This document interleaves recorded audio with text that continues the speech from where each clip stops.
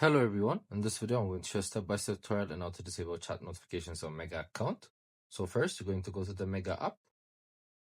Then next you're going to click on the menu section on the lower right corner.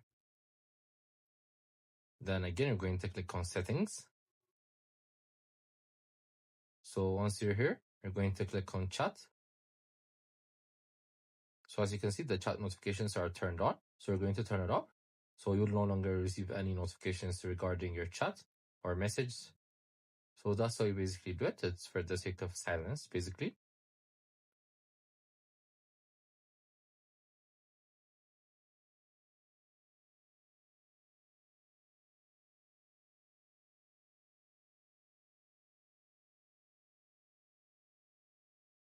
We also have different videos in our how to tutorial playlist. Make sure to check them out.